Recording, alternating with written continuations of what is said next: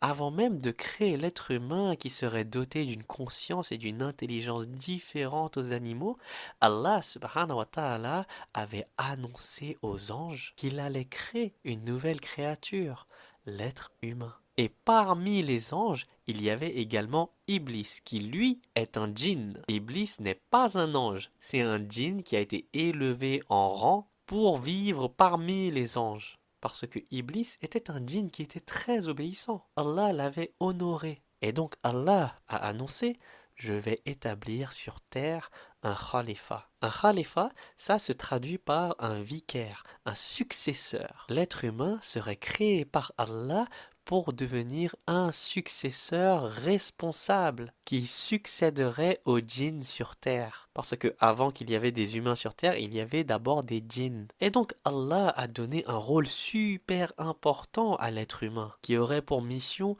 de gérer la planète Terre tout en ayant un libre arbitre qui lui permettrait de choisir entre le bien et le mal. Et les anges, surpris, dirent: vas-tu y placer quelqu'un qui sèmera la corruption et répandra le sang alors que nous t'adorons sans cesse? Les anges faisaient référence à ce que les djinns avaient causé sur terre. Ils avaient causé plein de corruption. Et ils avaient peur que le successeur des djinns, donc l'être humain, qui allait être créé, commettrait les mêmes erreurs que les djinns ont commis. Mais Allah leur a répondu: je sais ce que vous ne savez pas. Et donc Allah leur avait déjà informé qu'ils devraient se prosterner à sa nouvelle création. Cette prosternation n'était pas une prosternation d'adoration, bien sûr que non. C'était un ordre direct d'Allah, un acte d'obéissance à Allah et un signe d'honneur et de respect pour la création d'Allah. Donc, lorsque Adam alayhi salam a été créé, tous les anges, sans doute, sans questionnement, ils se sont tous prosternés, ils ont obéi à Allah directement. Ils se sont soumis au commandement d'Allah parce que les anges ne désobéissent jamais.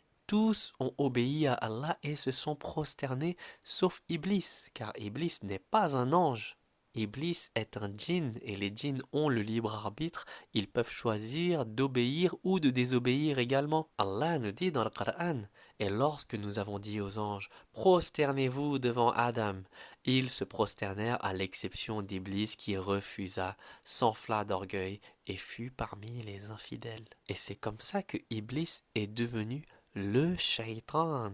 Il n'a pas simplement désobéi, mais il a rejeté l'ordre d'Allah avec un sentiment de supériorité. En fait, Iblis, c'était le premier raciste. Et c'est pas une blague, hein, parce qu'il y a la race humaine, la race ange et la race djinn. Et donc Iblis, au lieu d'obéir à Allah, de se soumettre à son Seigneur, il a plutôt